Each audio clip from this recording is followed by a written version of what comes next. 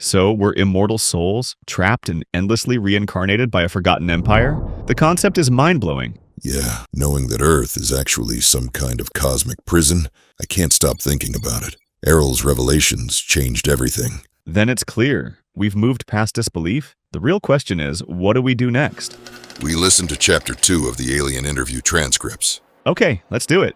Official transcript of interview. Top secret U.S. Army, Air Force, Roswell Army Airfield 9th Bomb Group. Alien interview, July 28, 1947. Errol speaks on the origins of life in the universe. The origins of the universe and life on Earth, as recorded in your books, are extremely inaccurate. Since you serve as a medical professional, your understanding of biological entities is crucial. Thus, I will share information that will expose the errors in your scientific knowledge, provide a more accurate framework for understanding biological entities. The texts you have been given on biology, medicine, and life sciences are filled with false memories, inaccurate observations, missing data, superstition. For example, just a few centuries ago, Earth's physicians practiced bloodletting, believing it would release ill humors from the body. While some errors have been corrected, many barbaric medical practices still persist,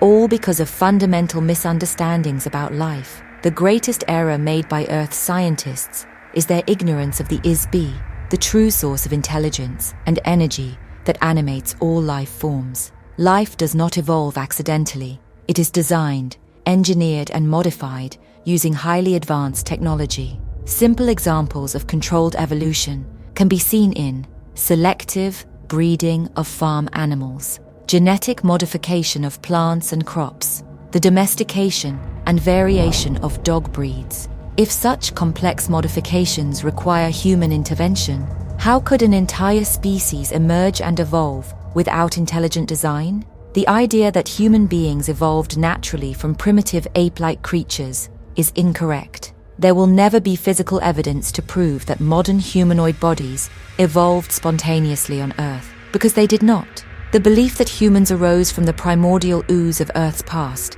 is nothing more than a hypnotic lie, a fabricated illusion created as part of the amnesia operation. In reality, humanoid bodies have existed in various forms throughout the universe for trillions of years. The human form did not originate on Earth. It was introduced here. I asked Errol if she was referring to the concept of evolution. She responded, Not exactly. Evolution is mentioned in the ancient Vedic hymns, but these texts, like many on Earth, are a mixture of truth, half-truths, and falsehoods. The theory of evolution, as taught on Earth, is deeply flawed. It assumes that life forms arise spontaneously from inanimate matter. It suggests that a random electrical discharge into a pool of chemicals could somehow animate lifeless material. There is no evidence that this is true, because it is not true. Dr. Frankenstein never created life from the dead, except in the imagination of an IS-BE, who wrote a fictional story on a dark and stormy night. Western scientists never ask the fundamental questions: who, what, where, when, how does life become animated? The denial of the IS-BE as the true source of energy and intelligence is the single greatest failure of Earth's medicine and science. Humanoid bodies have existed for trillions of years, throughout countless galaxies. The idea that human bodies evolved naturally on Earth is a fabrication, part of the amnesia programming designed to erase your past. Until IS-BEs remember who they truly are, they will remain trapped in an illusion, mistaking fiction for truth, and so the prison remains intact. As a pilot, engineer, and officer of the domain, I approach history pragmatically. Unlike Earth historians, I do not rely on dogma, religious belief, or rhetoric, only first-hand experience and factual data. Long before the old empire came into power, and before IS-BEs were imprisoned on Earth, the genetic engineering of life was an advanced intergalactic industry. Billions of years ago, I was a member of a vast biological engineering corporation known as the Arcadia Regeneration Company. Our mission: to design, manufacture, and supply life forms to uninhabited planets, to populate entire ecosystems based on planetary conditions. At the time, there were millions of uninhabited planets throughout the galactic region. Other biological laboratory companies also existed, each specializing in different forms of life. some engineered aquatic species, others specialized in desert-adapted organisms. Arcadia specialized in mammals for forested environments and birds for tropical climates. Planetary governments, independent buyers, and various galactic organizations contracted us to design species that could thrive in specific planetary conditions, modify existing life forms to better integrate with planetary ecosystems, develop entirely new organisms to replace species lost to war, natural disasters, or planetary evolution. Our technicians and genetic engineers work to analyze planetary conditions, atmosphere, climate, soil composition, modify genetic material to create species that would thrive, integrate our new life forms with other organisms already present. The work required extensive interstellar travel to conduct planetary surveys, and it was during these travels that I developed my skills as a pilot. In advanced civilizations, large-scale computers are used to store vast amounts of biological data, perform calculations and simulations for genetic modification, control planetary administration, and environmental monitoring. A computer is an artificial brain, a mechanical tool designed to assist in calculations, problem-solving, and data analysis. Many galactic civilizations use massive computers to maintain planetary environments, coordinate life-form integration projects, ensure ecosystems function efficiently. Using this data, our engineers created new creatures, tested them, and introduced them into planetary environments for final adjustments. A friend and fellow engineer from Arcadia later informed me that, around 70 million years ago, Arcadia was contracted to replenish life on Earth. This occurred after a devastating war wiped out most life in this sector of the galaxy. Their job was to reintroduce genetically modified species onto Earth and restore the planetary ecosystem.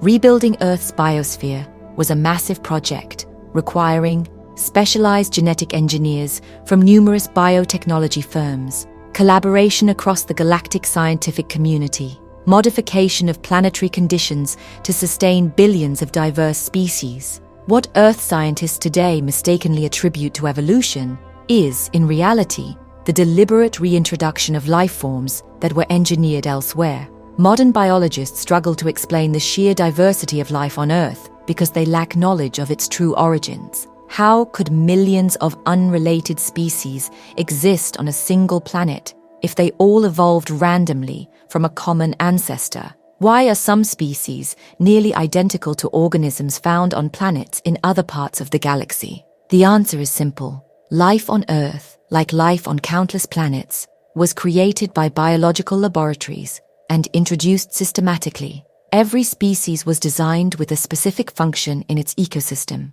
The animation of biological life, what humans call consciousness or a soul, is the result of an IS-BE inhabiting a body. The idea that God created all life is an oversimplification. Every IS-BE is a creator. Every IS-BE that inhabits a body is the source of life for that body. For example, there are over 350,000 species of beetles on Earth. The total number of life forms, including microscopic organisms, could reach 100 million species. There are more extinct species in Earth's history than currently exist. Such complexity did not arise by chance. It was designed, engineered, and maintained over time. The theory of natural selection, as proposed by Earth scientists, is pure fiction. One species does not randomly evolve into another species without direct genetic manipulation. Evolution requires intelligent intervention. Just as humans selectively breed dogs, pigeons, and koi fish to create new varieties. For instance, the platypus, a mammal that lays eggs, was not a random mutation. This species was deliberately engineered, combining features of a beaver and a duck. Such a hybrid would never occur naturally. It was likely created as a novelty for a wealthy client who wanted an exotic, self-replicating pet. The notion that all life arose from a series of random chemical reactions in a primordial soup is beyond absurd. In reality, some Earth organisms, like proteobacteria, were originally designed for planets with anaerobic atmospheres. These planets are typically found near large, intensely hot, blue stars, such as those in Orion's belt. The adaptation of these species to Earth's environment was a deliberate modification, not an accident. Creating life forms is a highly advanced science performed by IS-BEs, who specialize in genetic engineering, the invention of sexual reproduction, and the food chain. One of the greatest technological advancements in biological engineering was self-replication, or sexual reproduction. Before its development, planetary governments had to continually purchase replacement creatures to sustain ecosystems. The ability for life to reproduce on its own solved this issue. The Council of Yumikrum, a regulatory body overseeing the biotechnology industry, was responsible for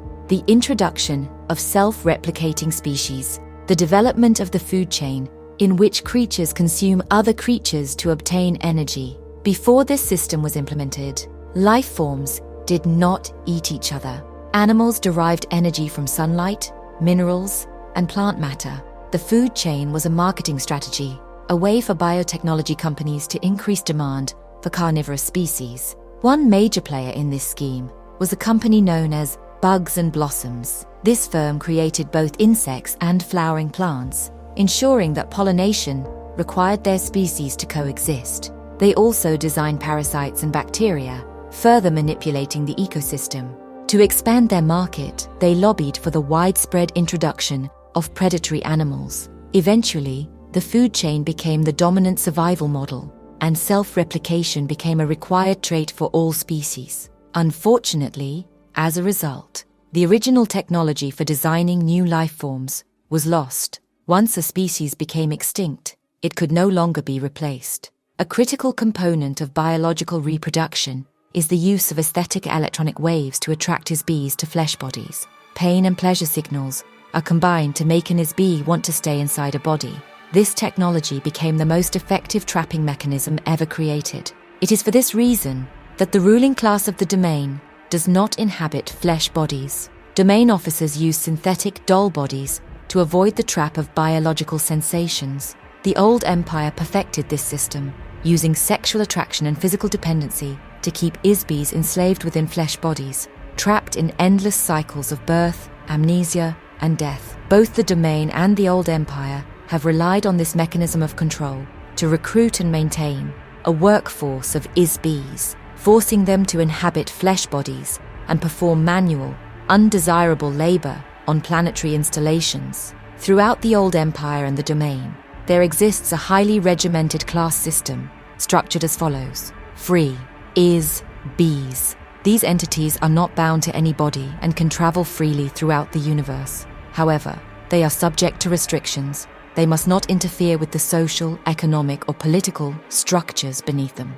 Limited IS-BEs. Some are permitted to use bodies occasionally, while others are permanently assigned to them. Their range of power, ability, and movement is strictly controlled. Doll body class. Domain officers and crew members. These bodies are manufactured from lightweight, durable materials, designed for interstellar travel.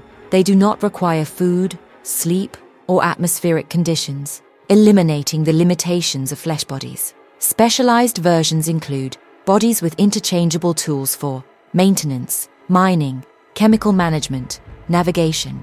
These bodies also serve as insignia of rank within the domain. Soldier class, equipped with highly advanced weaponry and armaments, capable of overwhelming any enemy. Most soldiers do not even inhabit bodies. They are remotely controlled combat robots with no class designation, the most restricted and controlled group in the hierarchy.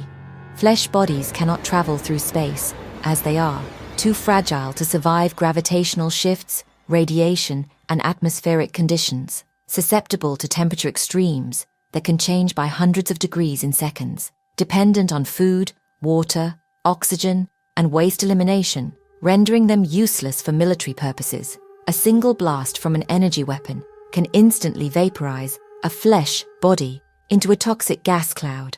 Originally, IS-BEs were not bound to bodies. However, over trillions of years, their relationship with physical forms deteriorated.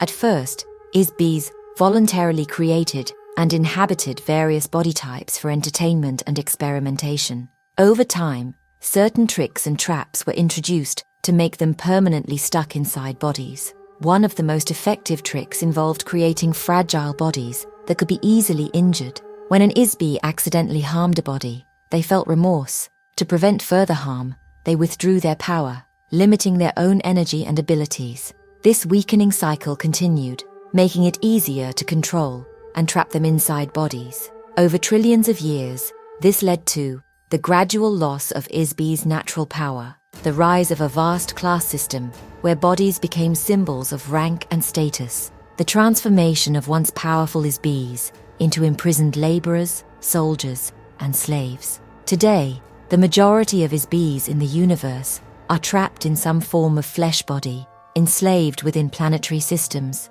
The structure, appearance, and functionality of bodies depend on the planetary environment they are designed for. Bodies are created to match planetary conditions, such as gravity, atmosphere, and climate. The type of star a planet orbits determines many of its biological characteristics. For example, Earth is classified as a Sun Type 12, Class 7 planet, a high-gravity, nitrogen-oxygen atmosphere world, in orbit around a medium-sized, low-radiation yellow star. These classifications exist throughout the galaxy, allowing biological engineering companies to develop species suitable for different environments. Over 74 trillion years, millions of biotechnology firms have manufactured life forms for planets across the universe. This has resulted in countless varieties of creatures, just as numerous as grains of sand on a beach. As the power of free IS-BEs dwindled, a profitable industry emerged, the enslavement of others. Certain groups exploited trapped IS-BEs, using them as laborers, warriors, and resources. Over time, this enslavement became an accepted system of control, eventually leading to the rigid old empire hierarchy. Even in the domain, a similar structure exists, though with different levels of restriction. The ultimate tool of control is the biological body itself. As long as an IS-BE remains trapped in a body, they lose their original creative power, become subject to pain, pleasure, hunger, and mortality, are easily manipulated and programmed. This system ensures that most IS-BEs remain enslaved indefinitely. Most IS-BEs on Earth do not realize they are prisoners because the prison is made of illusions. Their memories have been erased. They believe they are nothing more than their bodies. They accept their roles within the system, never questioning its origins. The real prison is not physical, it is psychological. It is built from lies, fear, and programmed limitations. It exists to prevent IS-BEs from remembering their true nature. The goal of the old empire is to keep IS-BEs ignorant, divided, and trapped in perpetual cycles of birth, death, and amnesia. Until this system is broken, humanity will remain nothing more than a workforce of obedient prisoners, never realizing the true nature of their enslavement.